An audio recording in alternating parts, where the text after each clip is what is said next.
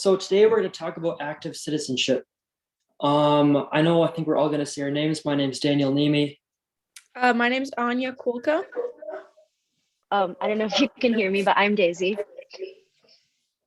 Awesome. So who am I? Hello? My name is. We can hear you, Daisy. So, my name is Daniel Nemi. I live in Duluth, Minnesota. I attend Duluth East High School. My hobbies are skiing, hiking, reading, spending time on the water, hanging out with friends and family, and being involved in school and out of school. So today we're going to talk about active citizenship. So my government and politics teacher posed a question one day. What does it mean to be an active citizen? When I first heard this, I wasn't so sure of the meaning. This question was attached to a project that encompassed letters, essays, art, and volunteering. And over the course of the ensuing weeks, the meaning of what it meant to be an active citizen slowly formed in my mind. Active citizenship relies on three pillars. Those pillars are community outreach, leadership, and political action. So community outreach. The first part of the project I tackled was the community service portion. For the project, we had to get involved in a community event and then write up a reflection. Prior to this assignment, I was already a member of Youth in Action, so I already had a volunteering opportunity lined up. I volunteered at a local middle school. The task for that day was to set up a pop-up grocery store and then cook lunch for that day. The event was very rewarding as I got to meet many new people. And through working at this event, I realized that without community service, I wouldn't have been able to meet the many people I talked with. Without that community service event, that brushing of jackets remains simply that. To be a truly active citizen, you need to engage with your community. You need to expand your horizons past the people you talk with every day. Community service also gives you many, many different perspectives and views in the world and makes you a more knowledgeable citizen of your community. It allows you to see the issues that your city faces.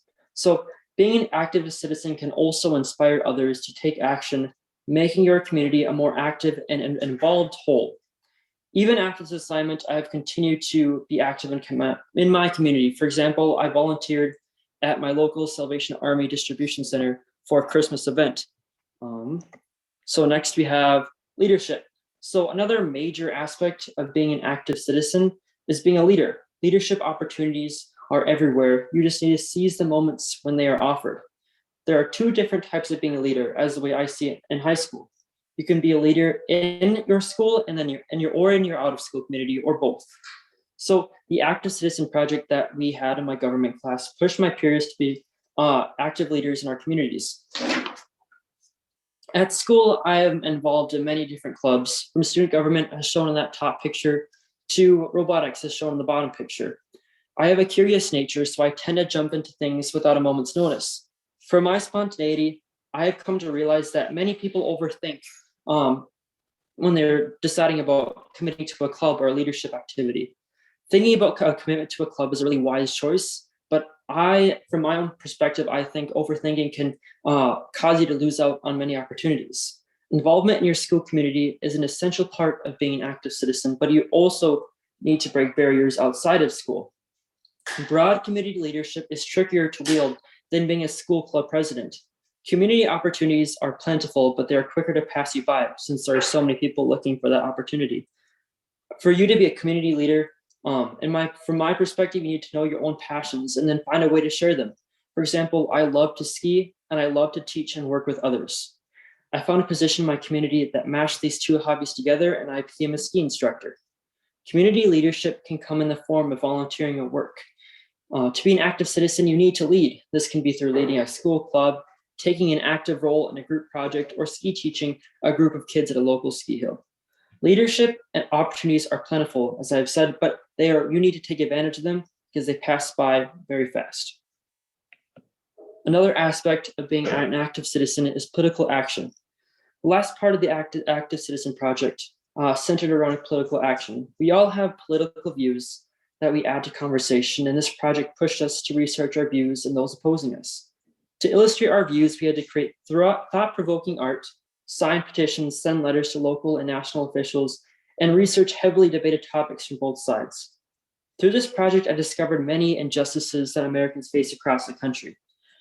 It was a super cool and interesting way to look at my views, And one of the most interesting things about this project was the fact that we had to put our views into an art form. So I decided to create two posters. One was a collage and one was almost like a protest poster. And that's the two pictures I have on the slide. So that top one, I researched Confederate memorials in the South. And so I took inspiration from Ronald Reagan's quote in the 80s, and it just asked for President Biden to tear down Confederate memorials. And then the bottom one is what I thought that the insurrection was like on January 6th from watching the TV. So through this project, I realized that everyone has a view and everybody's different. Everybody has different political views. To wrap up this project, we had to have a group discussion also, where each student presented what they did for the project. Hearing others share their views made me ponder my own. From this project, I learned that being aware of current events and politics is extremely important in being an active citizen. Being knowledgeable about current events allows me to share important information when discussing divisive topics. Sharing our views, no matter what they are, in a conversation adds a different view to the topic. It adds a little bit of spice.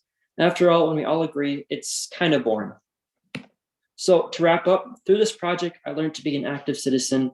A mixture of community service, political exploration, action, and leadership impacted me in ways I would not have predicted that the project would impact me by in the beginning.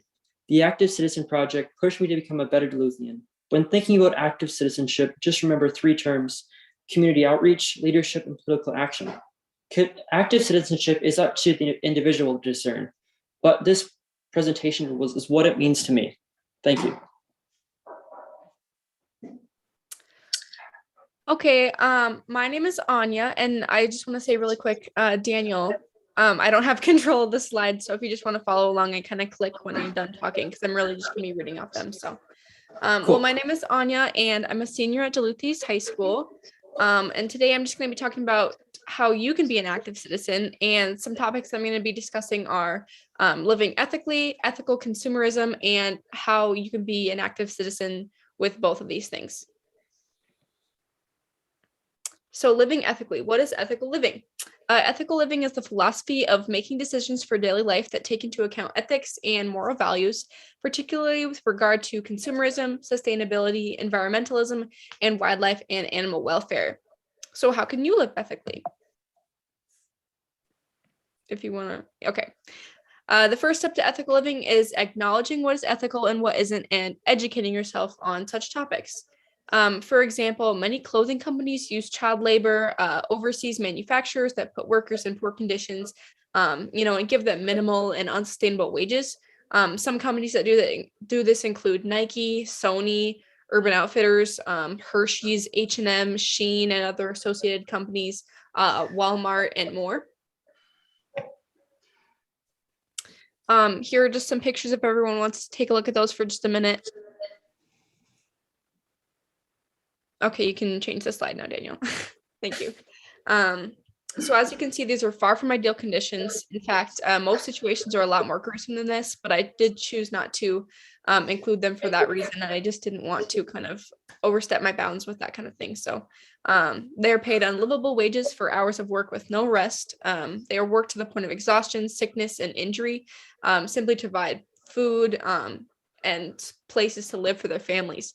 This is the cost of your clothes. It takes 2 minutes to research and find companies that have ethical practices, and you're saving lives by doing so.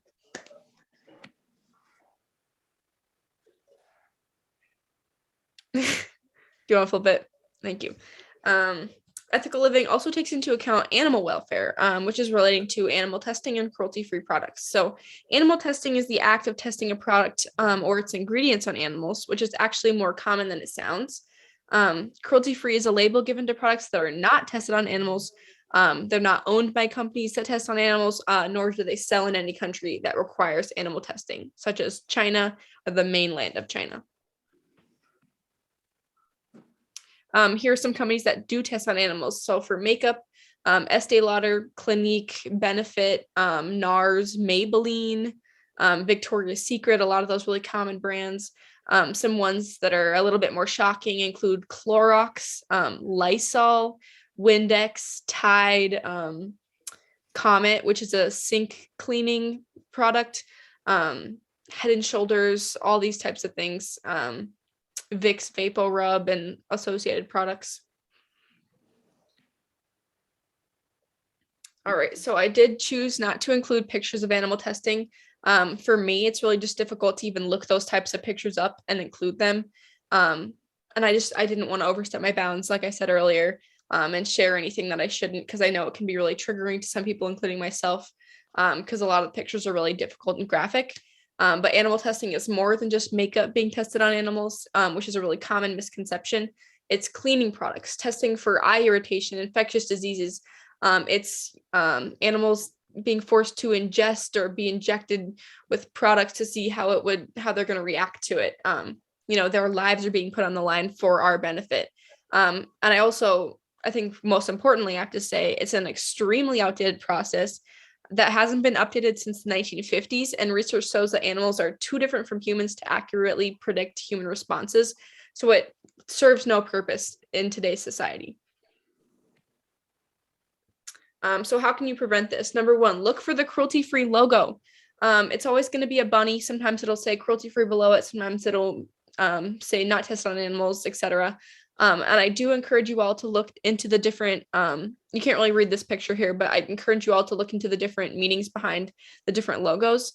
Some of them mean different things. Like one of them only means that just the company itself doesn't test on animals. It doesn't specify if it doesn't sell in China or if it's not owned by a company that's sold by animal or owned by a company that tests on animals, things like that. And some of them omit all of that. So, and like I said, there's no regulation on that kind of thing. So a company could claim that. So number two, do your research. If a product doesn't have a logo, just simply search it online. There's even apps where you can scan barcodes and that kind of thing. I use those pretty regularly, and they're super helpful. And number three, double check. Many companies claim to be cruelty-free. There's no regulation. Yes, they still sell in countries that require animal testing or owned by companies that still test or sell in China where animal testing is required. So how can you stop this? By ethical consumerism. First, like I said, do your research to see which companies use unethical practices before you buy. Look for the cruelty-free logo and research products to see if they use child labor or sweatshops. It only takes a few minutes, and you're helping to defund outdated processes while you're doing so. So, second, stop buying from these companies to urge them to pay workers fairer wages and give them better conditions. That's the only way that anything is going to get done, is if you defund these companies and you force them to take action. So, and third, speak up, educate others about these situations, sign petitions, and take action in your community, which is being an active citizen, like Daniel said. Ethical consumerism and active citizenship. Like I said earlier, taking action against these unethical practices is being an active citizen. To reiterate, being a part of groups that advocate for what you believe in, speaking up, for telling others, taking political action, but petitioning and protesting both locally and globally, you can be an ethical and active citizen on your own.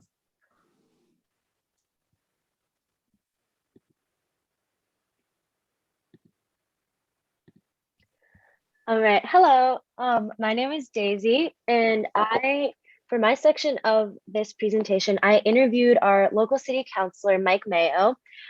He's really young, just graduated, so he's very down to earth and a great person to interview about active citizenship. So I just had a few questions for him, and I just love to share those with you today on like what I learned from him.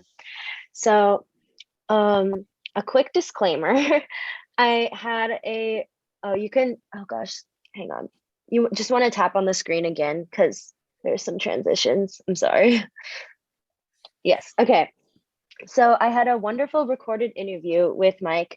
However, the audio file was not recovered, and I only have the video footage, which is not very helpful for an interview. But while I was interviewing him, I did write down some quotes. So I will be sharing that with you today. And you can go to the next slide. What does it mean to be an active citizen? If you just want to tap again. Being an active citizen can look different for many people, but a few ideas include reading the news. So staying informed in your community is a good way to be an active citizen, says Mike, because by reading the news, It allows you to be more involved and up to date on events that are affecting our community. And by being more informed, we can be a better help to our friends, neighbors, and our community. Another great way to help out is helping your neighbors. Getting out there and getting involved with the people around you can create a much bigger impact than one might think. By reaching out to those around you, others will be inclined to do the same, and small changes that we create around us end up spreading beyond our own community. So just like sort of the golden rule, or like the effect of just kindness, really goes a long way. And if someone's kind to you, you're more likely to be kind to the next person. So that's a wonderful way to be an active citizen, according to Mike. And then the last way that he suggests is voting if you are 18, because your vote is truly your voice. Voting allows you to have a say in your community on what matters to you. Utilizing this right to elect officials that have similar beliefs as you or goals that you want to accomplish in your community is extremely important when it comes to being an active citizen. Just as someone who is not politically, involved on the city or state or government level, it can be really helpful to have someone there that advocates for what you believe in. So by voting, that's your voice in advocating on a higher level of what you truly believe in. And the next slide, I asked, how can others make small changes to participate in their community? Mike says that helping your neighbors out and seeing what they need was a really effective way to feel more connected in my community. Similar to the last question, being present in your community and being an active citizen are very similar. Both of these roles allow someone to make positive changes in their environment through being present and engaged. And then another suggestion is volunteer work really helps you get to know the people of Duluth. And if you have that time, it really does make an impact. Volunteering is something that I have become personally connected with, having joined Youth in Action this year. Getting out into the community, helping others, and learning more about what the people of Duluth need is a very soul-filling experience on both ends. So if you do have the time and resources to volunteer, I highly recommend doing so. It really helps foster a lot of positive connections, and it really allows you to bond with people from all over Duluth and all different who have all different needs and interests. And it's a really wonderful way to get to know your city while also helping others out. And then being in contact with people. So especially your elected officials, if you just want to go to the next slide. So anyone that reaches out to Mike with a question or concern is very appreciated, even if something as small as parking issues can make a difference in someone's quality of life. Even if you don't think that they have time for you or they're too busy, I guarantee you they're not. I emailed him just for an interview and he got back to me right away. He's super kind about it. So I'm sure whatever questions you have, he would be more than willing to answer. And he has a whole team of people. So they're all constantly working on trying to help out the people of Duluth. And so that could go for any city councilor. It's their job to make this city a better place for us. So by reaching out to your local officials, they can reach out to higher level officials and implement some changes that you really want to see. So he encourages all Duluth citizens to contact him with their concerns and questions at mayoforduluth@gmail.com, which is right there up on the screen. So if any of you guys want to write that down and email him if you've been having any issues, that would be wonderful. So the next part of this presentation is going to be a little bit of discussion. So I just have a few questions. And if you guys want to type this into the chat or respond by unmuting your mic. So we just want to hear some examples of what you guys have done to help out in your own community. I know, like Daniel was saying earlier, I've been in Youth in Action for a few years, so I've had some really amazing opportunities to be a part of my community.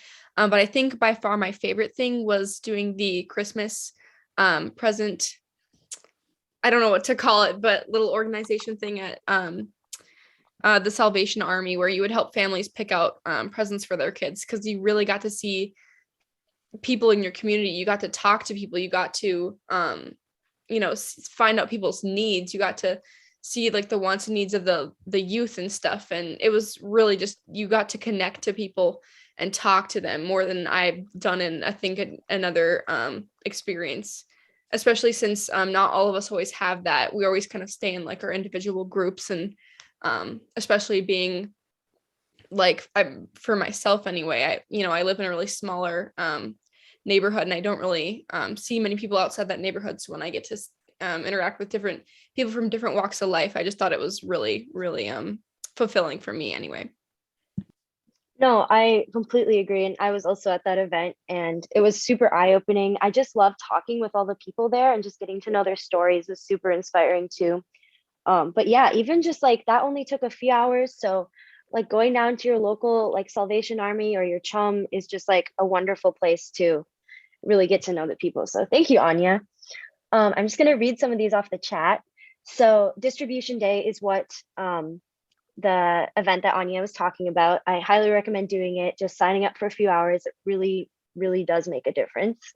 So Nora says that she's volunteered for different nonprofits in the past. Just like Anya was talking about, nonprofits are like a great way to get more involved with your community and help people that need it. And so Mariah says that she helped clean up with a neighborhood, and I think that's a great way. It talks a little bit more into like the tying in of Anya's section with like environmentalism and being like an ethical consumer. So like environmentalism, the future, and being an active citizen are all very tied together. So I think that's a great way to do that. So helping out Lincoln Elementary in Hibbing through Youth in Action, that's another great way to do that. Just like working with younger kids and just like really getting to know people from all walks of life. And then, so Lily says that she's volunteered for a few nonprofits to help out with disabled kids. Another great way to get connected. So thank you all so much for those. Meeting up, meet up, chow down, handing out free lunches over summer. That's a wonderful way to do that. Yeah, so I mean, you guys have clearly volunteered a lot and that's really great. So keep doing that. And then these are a lot of great examples for what people can do to get involved in their community. So take some inspiration from these wonderful people. And yeah, so kind of going off of that, does anyone have any questions or suggestions for how others can help better their active citizenship? So if there's like quick or easy things that someone might just want to do on their daily routine, or more long-term activities that someone could participate in, like any experiences that you guys have had that you think others would love to have as well, I would love to hear about. So yeah. Okay, yeah. Oh, sorry. No, it's okay. I wanted to go off with what Anya said in the chat. At Lincoln Park Children's Center, we put together a meal for the local people in the community to stop by, and I learned something. There was the people working there. There was these women who it seemed they had been working there for a really long time, and they were very, very familiar with all of the people who came to the Lincoln Park Children's Center. And I thought that it was really, really cool because they knew each other very well, and it seemed like they had for a very long time. And so these people who have been volunteering and dedicated a lot of their time to volunteering, it was really see how connected they were with the people in the community. And yeah, I think it was really cool to see. So I just want to go off with what Anya said in the chat. That's really cool. Thank you so much for sharing.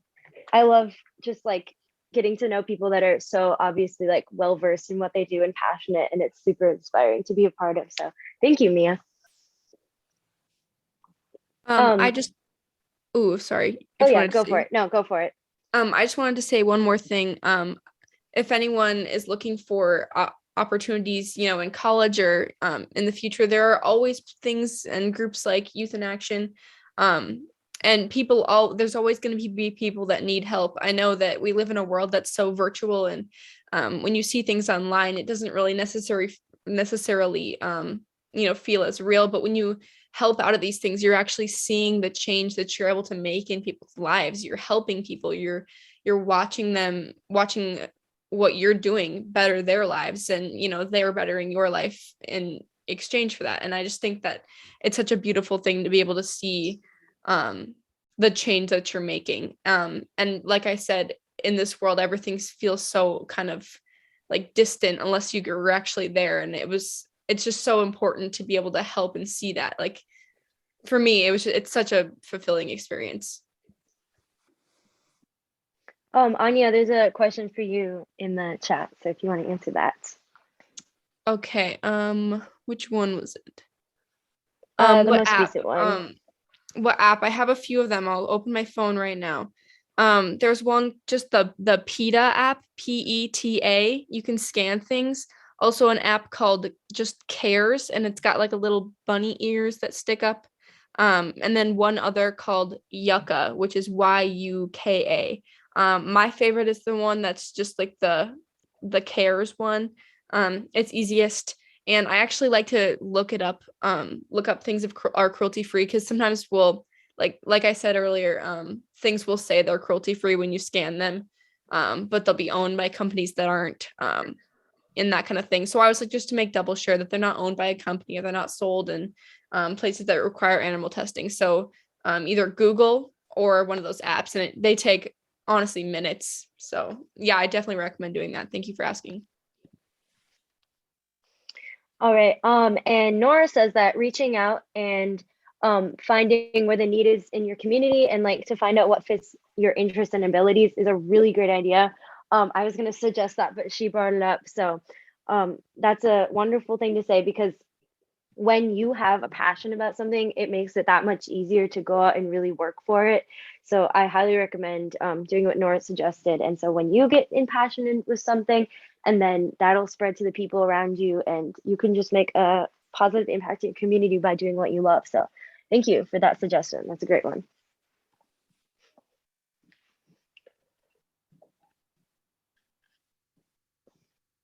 Mason, did you have something you wanted to say earlier?